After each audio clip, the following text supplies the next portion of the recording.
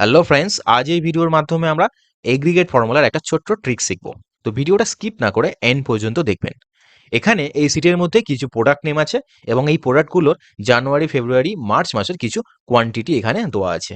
এবং আমাদের ক্রাইটেরিয়া হচ্ছে কি প্রত্যেকটা মান্থ ওয়াইজ প্রোডাক্টের কোয়ান্টিটিগুলোকে টোটাল করা। তো এটার জন্য আমরা জেনারেলি সাম ফর্মুলা ইউজ করে থাকি। ইজুগাল টু সাম,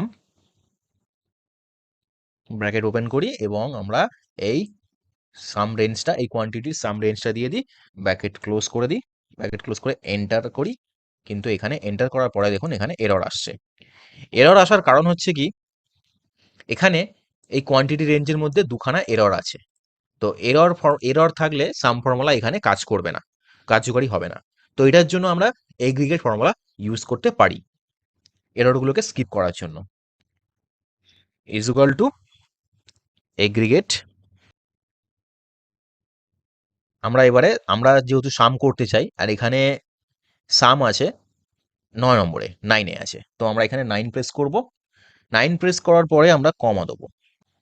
কমা দেওয়ার পরে এখানে আমাদের 6 প্রেস করতে হবে, কারণ আমাদের ইগনোর এরর ভ্যালু। আমরা যদি এরর ভ্যালুকে ইগনোর করতে চাই তাহলে আমাদের এখানে 6 প্রেস করতে হবে। 6 প্রেস করার পরে আমরা কমা দেবো।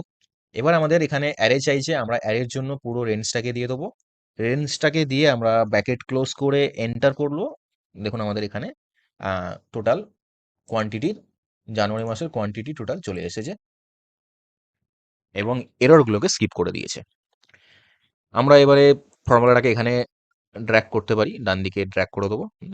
দেখুন আমাদের এখানে টোটাল এররগুলোকে স্কিপ করে মান্থ ওয়াইজ আমাদের কোয়ান্টিটি বেরিয়ে গেছে এগ্রিগেট ফর্মুলার মাধ্যম দিয়ে।